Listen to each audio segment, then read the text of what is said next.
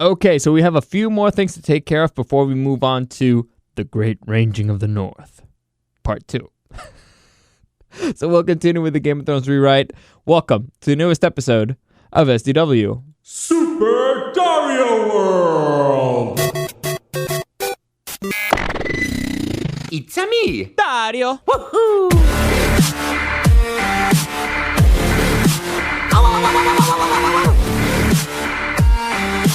Let's go!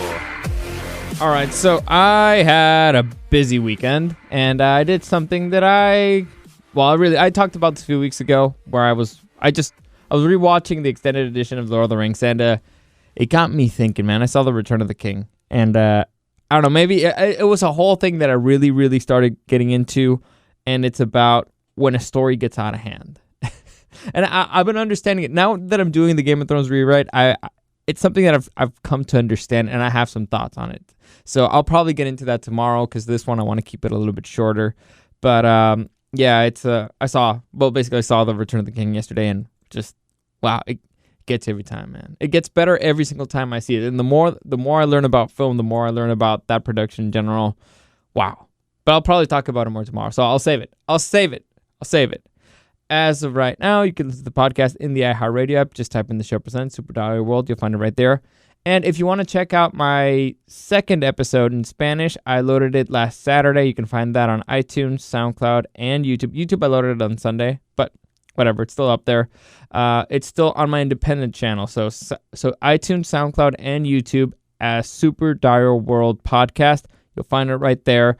Eventually, it'll have its own channel, but it needs to be approved first. So as of right now, you can find it right there if you want to check it out. I feel like I got a little bit better. The first episode I did in Spanish was a little rough. It's weird to change your brain, you know, like I was driving in a stick and now it's automatic, and it's kind of weird. It takes you a second to get there. I feel like the second episode took better shape. So if you want to check it out, it's up there. As always, any comments, questions, or suggestions, you can find me on Instagram at Dario the Show. I'm way behind on that. I'm way behind on answering every single person who's sent me a message, which it's not a crazy amount, but it's just I've been working like a stupid amount. For those of you who don't know, I also work at a restaurant, and they opened up another location. They're like, hey, we need people who we can trust, because right now we haven't hired everybody. So would you mind helping us out? I did not know how much help they needed. And they still need to hire people. So I'm just tired, man. I'm tired. I had yesterday was I didn't even want to watch football games, to be honest. I wanted to sit back and watch The Lord of the Rings and relax. I can't remember the last time I played a video game. Honestly, I can't remember it. I bought relatively recently, because I was talking about it, Star Wars Republic Commando and Star Wars, Galactic Battlegrounds. I bought those on my PC, and I was like, I want to play these, but I haven't had time. I'm just tired. I'm very tired. But anyway, that's neither here neither here nor there. Today is Monday, so let's continue with the Game of Thrones rewrite. Keep forgetting.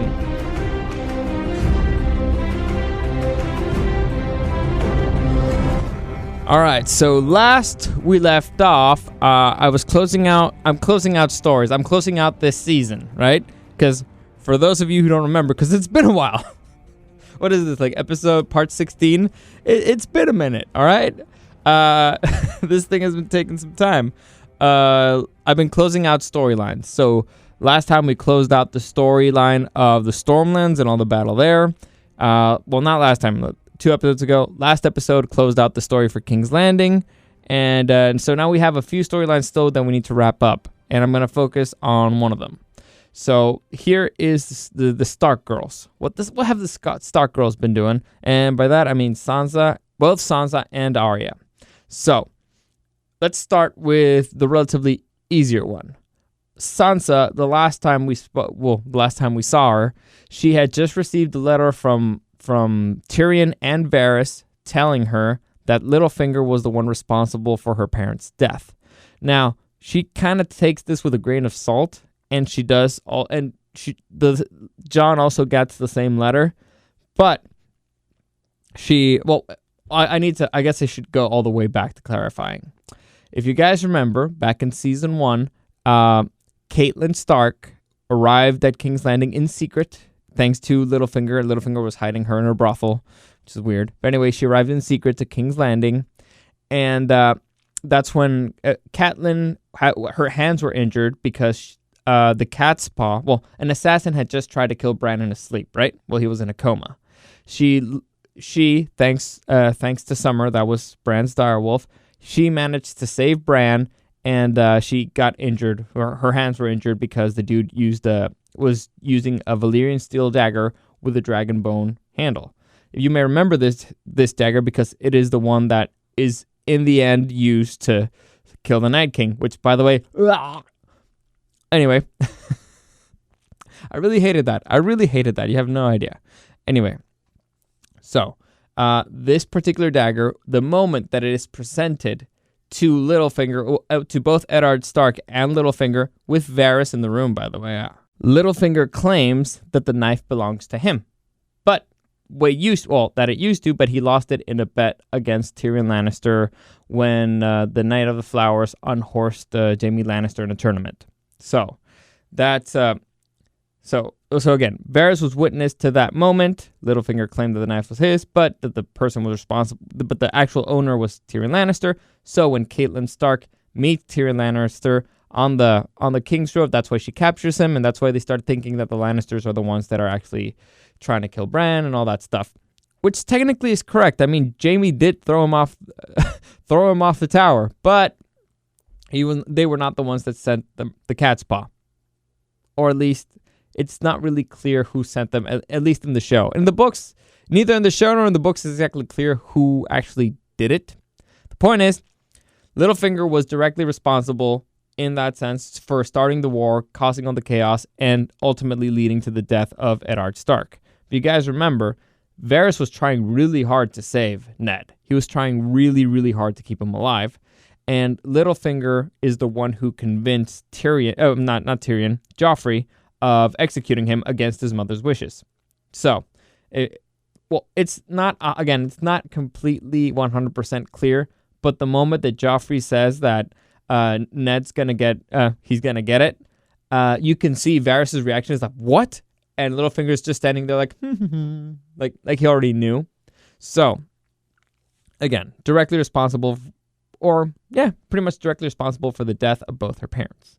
Now, this came as very conflicting to Sansa because Sansa did not trust the Lannisters.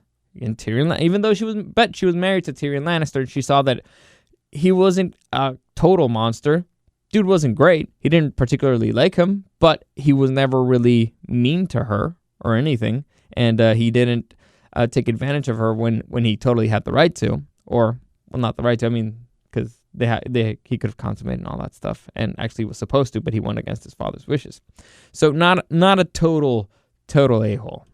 And so she had conflicted feelings there, and especially because Littlefinger had so far been the one who's been helping them. She saved them in a way. Well, he's one of the reasons why they were able to retake the North, and right now he's in control of all the forces, all the Vale forces, so they kind of owe him a lot, and she knows that she's in his pocket. So what she thought was, and by the way, Jon doesn't give a rip. Jon was like, all right, doesn't matter. Whatever if he was or if he wasn't, doesn't matter. He has troops here and we need troops. We need warm bodies. Doesn't matter. Whatever. We can deal with that afterwards if we're still alive. Jon has become a very pragmatic guy. Anyway, so Sansa is conflicted and she doesn't know what to do. Precisely doesn't know who to trust. So she decides, you know what? I don't want to be somebody else's pawn. I want to, but right now I'm in a weak position. So beggars can't be choosers. So I'm still aligned to the person that has all the troops here, but we need to become more independent. We need to get our own strength.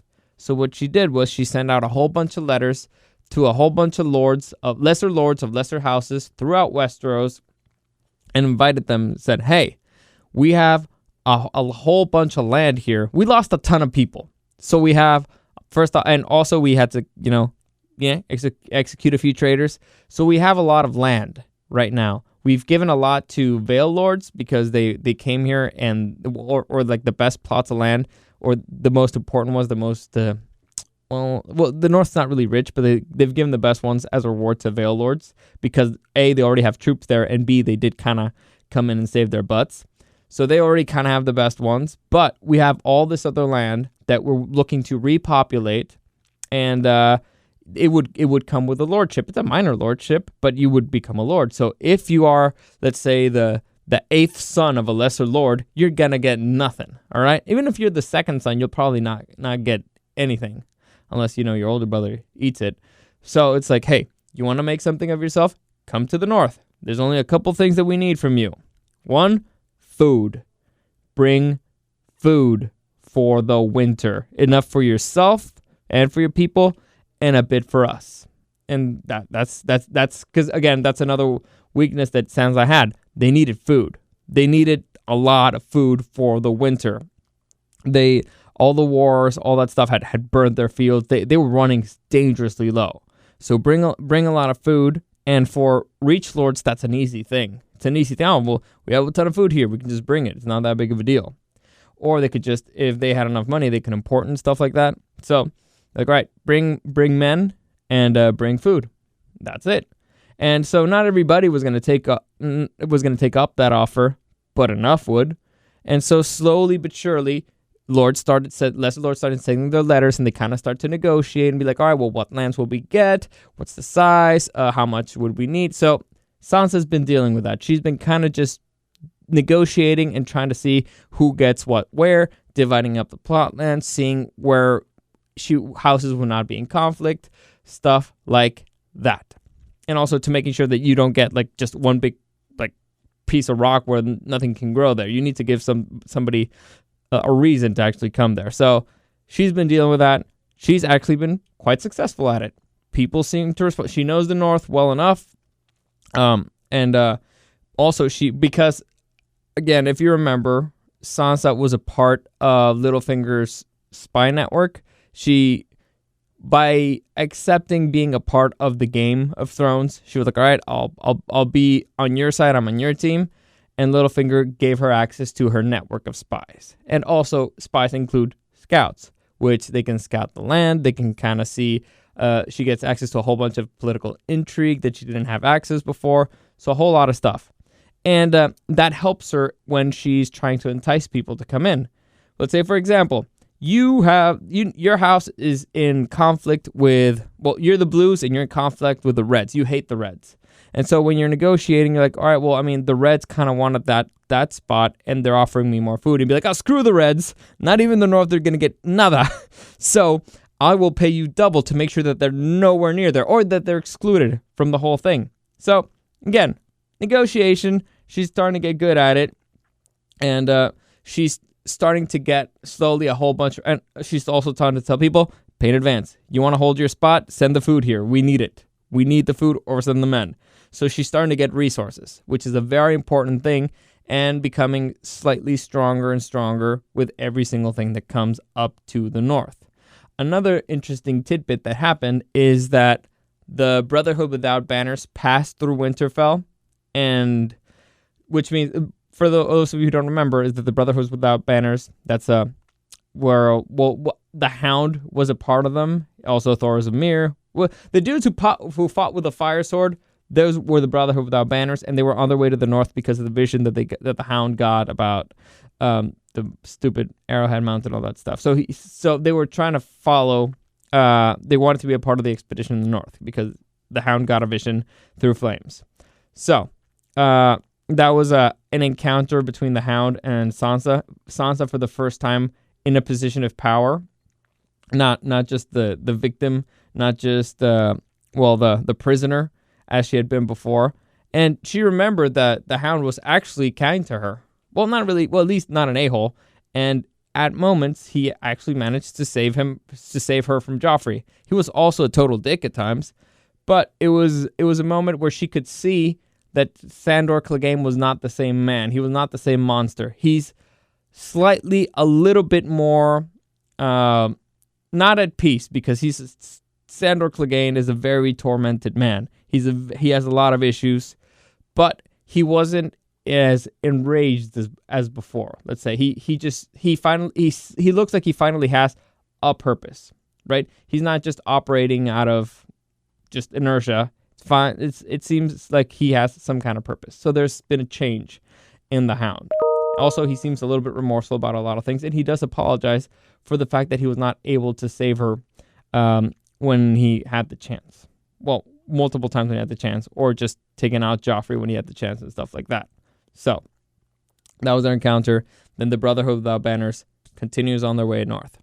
Now, that's it. That's it for Sansa's story for now. That's how she's leaving things. She's doing a whole bunch of paperwork, doing a whole bunch of negotiating, a whole bunch of adulting stuff. On the other hand, the other Stark sister, last time we saw her, she was in King's Landing, and she was trying to find an opportunity to kill Cersei, because she wants to continue through her list. Now, while she's going through that, she starts learning a whole bunch of things that she didn't know before. One thing that really took her by surprise was the fact that Cersei was not really responsible for the death of Ned. Now, for the longest time, Arya just had a whole bunch of blind hate, and towards a lot of people. After the House of Black and White, she learned a little bit of patience, and you need to scope out this. You don't just run ahead full steam, because that's how you die. Nothing good comes out of running into something full steam. You need to take a step back, assess the situation, and see if there's a way that you can do it without ever even being noticed, being invisible, basically, like a ninja. So, also she learned the whole, I guess I should go back to explain how the faceless thing here works, because the way I do it is not the same way they did on the show, where you kind of just put on a face and everybody thinks that that's the way you look. No. That you 100% look and you're the same height and you sound the same. No. Arya has a bit of a psychic ability. Now, it's been expressed before. It's more of a book thing. They didn't really do it in the show. But all the Stark children, they are wargs, meaning that they can, or at least all the ones in the books, we've been inside their heads. It's been suspected that Robb was one too, but he was, he lost his head before we could actually be inside his head. Anyway, so they have the ability of going into their direwolves' minds. So it's suspected that, each person's direwolf, their personality is very similar to the owner, and it's because they're psychically linked. I've talked about Daenerys being psychically linked to her dragons as well. The one that she has the strongest connection with is Drogon. That's her dragon. That's the main one, and she has almost an unbreakable connection with him. Jon has almost an unbreakable connection with Ghost. Bran had a connection with Summer, stuff like that. And Arya had one with Nymeria, her direwolf. So, you can see how each direwolf starts taking the personality of the Stark person. Of their Stark master. Let's just say master. But if the animal is stronger than the warg, then the human might take some of the personality from the animal. And this is more of a book thing, and it happens with what's his name? With Rickon. Rickon is the little kid. So Rickon and Shaggy Dog in the books are almost wild animals. They're angry, they're dangerous. Nobody wants to go near Shaggy Dog because he's bitten people, he's attacked people, and Rickon is also kind of wild. Now, it could be because he feels like his family completely abandoned him. I mean, his mom left, his dad left, his brothers left, everybody's been leaving left and right. But it's also suspected that it might be just, since he's psychically linked to a direwolf, it could be that the direwolf is manipulating his personality per se. Okay? Per se. Anyway, so with Arya, the situation with Nymeria is very similar. It's she was still very young, but had a strong personality. But at times, you could see the wildness of Arya being taken, and it could have come from, close contact with the direwolf. That's why she was sometimes a little bit too impulsive. That's why she was a little bit quick to anger. However, the time in the House of Black and White, where she spent time apart, they're still psychically linked, even though they're worlds apart. That's how strong the connection is. But that time in House of Black and White taught her to kind of take control of that side of her. She became a much stronger psychic in her time at the House of Black and White, which led to her being calmer, more patient, and B, learning to harness a little bit of her psychic abilities. Now, let me explain how the House of Black and White works again, the powers. It's not that she takes somebody else's face and it's like a makeup thing. It's more like you need a totem of something to harness magic. A good example of this is Melisandre had her red ruby. And if you saw the show, when she took off that necklace, she became an old lady. Well, that's called glamour. So it's a glamour effect. It's basically like a camouflage, a magic camouflage. So she was able to make herself look younger because she used the red ruby to harness her energy, her magic, and create a glamour. So what the House of Black and White does is they take the faces of dead bodies, and they use that as the harness for a glamour. So if I take somebody's face, put it over mine, it's not going to be a perfect fit no matter how much makeup you put on there, right? It's not going to be like Face Off. And you're not going to look the same, you're not going to sound the same, you're not going to move the same or anything. But it's a harness for them to create a glamour. So once they have the face on, they can use it to create as a source for the glamour and kind of make people believe that you're that person. However, if the person you're talking to or who sees you, well, A, is a very strong psychic as well, it's not going to work, or B, knows the person who you're glamoring, it's not going to work that well either. Humans, it's really weird. We notice a lot of really weird things. When somebody's talking kind of funny, when somebody talks a little bit different, when somebody moves, body language, posture, we notice these things. So if you get too close, or if they know you well enough, they'll notice something's off. So again, it's not just a magic thing where you just become somebody else because you put on their face. It's a process, and it requires focus, and it has its limits. It has its limits, and it has its weaknesses. That's why usually you kind of try to use somebody who does not belong to that area, they've never seen before. It makes it easier to hold the glamour, right? So anyway, where was I? Oh yeah, so Arya was trying to figure out the perfect opportunity to take out Cersei. While she was there, she learned that Cersei actually did not want Ned Stark to die. The death of Ned Stark is probably the worst thing to happen to Cersei, because it led to the death of all her children. Cersei wanted Ned Stark to go to the wall and just to be quiet. That's it. She just wanted him to go to the wall, give up your lands, give up your power. You are no longer a problem for me. You are part of the Night's Watch. And she knew that Ned Stark was honorable enough that he would keep his word. So she was not worried about him. And also, he'd be up there with his bastard. So she was like, all right, okay. In the north, your kids could still come visit. It's fine. In fact, Ned Stark doesn't want to be anywhere that's not the north. So she was perfectly okay with letting him live, especially because Ned Stark gave her the opportunity to get out. He gave her a heads up.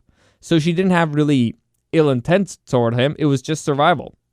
And again, she did not want Ned to die, because the death of Ned Stark led to the war that was... as soon as Ned died, peace went out the window.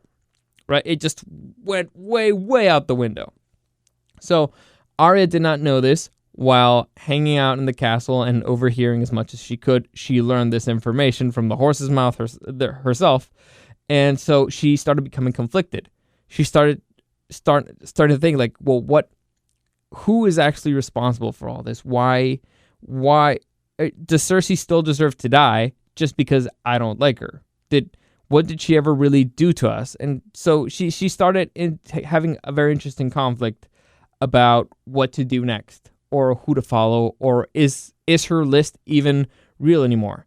And so she started going through the list, and it was like, okay, there's some people who I know for sure did stuff, so I should focus on them, or maybe I should just go home. I have an opportunity to go home. So vengeance here, vengeance somewhere else, or go back home. And she decides, you know what? Maybe it's time to head back home. It sounds like my brothers are there, and my sister's there. So I might not be the same person anymore, but I don't want to be what the House of Black and White was turning me into. I still want to be Arya Stark. So she leaves King's Landing and decides to leave Cersei for another. Oh, also, I forgot to mention this. she learned while her time in the castle, she heard all the horror stories about Daenerys Targaryen, the Dragon Queen.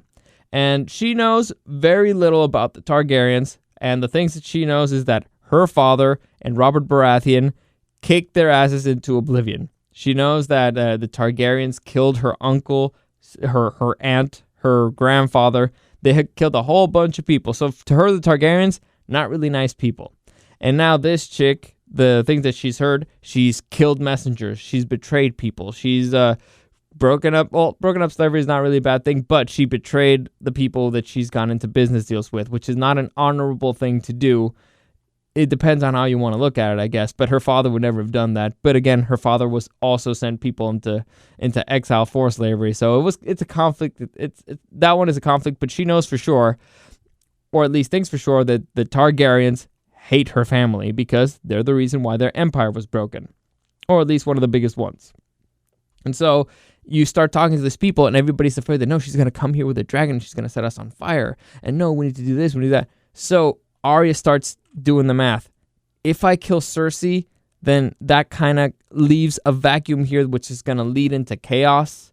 And it'll make it easier for Daenerys to just come in and burn the whole city. 'Cause if she leaves the Lannisters still in power, at least they might be able to stop her, and she won't burn the city to the ground, because everybody's worried about that. And Jaime actually tells Cersei that, they already know about the caches of wildfire that are hidden throughout the city, and how one spark from the dragon at the wrong spot could set the whole city on fire. And so Arya learns a lot of stuff, and it makes her weigh the options. Vengeance now for really no reason other than the fact that I just don't like Cersei, or let them duke it out. Let Cersei and Daenerys duke it out, destroy each other maybe, or let's see if one of them can save the people of the other and see what happens afterwards. Basically, not my problem. And also because if Cersei is capable of weakening Daenerys enough, then the North might be spared, or at least the Starks might be spared. So the last time a Targaryen took the throne, conquered Westeros, the Starks were able to surrender and just give up and be like, all right, well, we'll be a part of your kingdom. Are you going to leave us alone? Yeah. All right, cool. We'll be a part of your kingdom. Matters not. I'll just, instead of being a king, I'll be the warden of the North. Doesn't matter to me. So all they had to give was pride. She did not think that Daenerys would be so kind based on her reputation. She thought that she would come with fire and blood, and this time would just burn them into oblivion. So again, she's starting to think a little bit more strategically. And she decides, you know what, I'll let this one slide for now. And so she leaves King's Landing and she's on her way to the King's Road, which is a very dangerous road, especially in a time of war and where people don't have food and people can kind of go crazy. So she's trying to be cautious. She's trying to be as quiet as possible, using her sneaking skills, which she developed in the House of Black and White. You know, that whole being blind thing helps you out a lot, and moving in the dark, trying to be invisible basically. And so one night she's having a dream where she's hungry, she's hunting. She feels that thing, she feels that need to hunt, to kill. And she wakes up in the middle of the night and she's kind of staring at herself. It's a weird moment. She can see herself in the dream and wakes up, and that's the moment when she actually wakes up. And she sees that Nymeria is right there in front of her. So, also, Nymeria wasn't by herself. She was with a whole pack of wolves, because a pack of wolves got her as their pack leader, because who wouldn't pick a direwolf to be your pack leader? And they've been kind of causing chaos throughout the wilderness. Also, one of the reasons why traveling alone is very dangerous, because there's a direwolf out there. But Arya comes in contact with Nymeria for the first time in years, and she starts to understand her own psychic link with her, and basically takes the opportunity to reconnect. Now, Nymeria is a bit skeptical at that moment, but Arya is able to go into her. She actually, for the first time, actively, consciously tries using her warging powers, and goes into Nymeria and sees what it's like to be inside her. Because before, she only did it in her dreams. It was accidental. Even from super far away, she was capable of doing it. Here, she could actually do it in the flesh and see herself inside her. It's kind of a freaky moment if you think about it, because none of us have ever seen ourselves through our own eyes. Oh, I mean, we can see ourselves through reflection, but that's not really, eyes. It's weird. It's an interesting concept, especially back then when they didn't really have mirrors and stuff.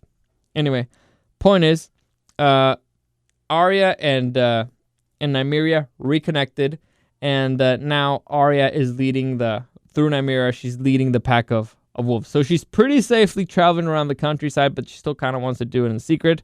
They're hunting, and being reconnected with Nymeria, she starts feeling that little bit of a need, that little bit of a hunger. It's the wildness, let's say. Not that much as before. Not as much anger as before, but it's a little bit. It's enough. She's still a child, technically. And as they're traveling north, on their journey north, she notices that, hey, there's a few routes that I could take here, but one takes me directly through the twins. And good old Walder Frey. So, is she going to be forgiving there? Or is she going to make somebody pay for the murder of her mother and brother and a whole bunch of other people from the north that she grew up with? So, Arya decides, let's go into the twins and kick some ass. So, she decides to be smart about it. She's got a whole gang of wolves and a dire wolf at her disposal. What is she going to do? First off, wait for the cover of night, and when she sees the opportunity to take down a guard using her sneaky abilities, takes down one, make sure that the gates open. Now, you need to remember this. This is very important. The twins are two towers on the separate sides of a river, okay? Two separate sides, which means that if one side brings the drawbridge up, you're screwed. So she needed to make sure that it happened at a moment. Whatever she was going to do, it had to happen when the drawbridge was down, or at least on the other side. Okay? So, fortunately, at that moment, she waited a little bit. She found that the drawbridges were down. She sabotages one, sneaks around, sabotages the other, leaves the door open, and the castle gets stormed by a whole lot of very hungry, very angry wolves. So, I mean, the Freys are like, I don't know, 500 Freys. I don't even know. There's too many freaking Freys to count. But in the middle of the night, sneakily get in there, and they manage to... basically, Arya gets the man that she wants to get, and that's Nymeria, and kills Walder Frey and Lothar Frey, which Lothar Frey is one of the people who planned the Red Wedding. He's basically the smartest of the Freys, and he's actually the steward of the twins. So she made sure that big Walder Frey, the Walder Frey and Lothar Frey, dead, and as many as they could on the way before crossing the bridge and setting things on fire. So that is it for today. I think that's where we're going to leave good old Arya's adventure for the moment. And what do we have left? Whoa, that's way too loud. Way too loud. So, what do we have left? Arya's done. Sansa's done. The King's Landing is done. Stormlands is done. We only have, if I'm not mistaken, which we'll do next episode, the Kingsmoot. Because the Ironborn, that was a big part of why Daenerys' strategy went to hell.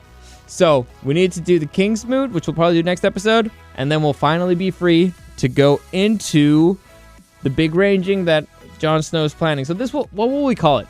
Jon Snow's ranging? No, we'll find a name for it. But anyway, that's it for today. Any comments, questions, or suggestions, you can always find me at Dario the Show on Instagram. As always, thank you for listening, and I hope you have a great day.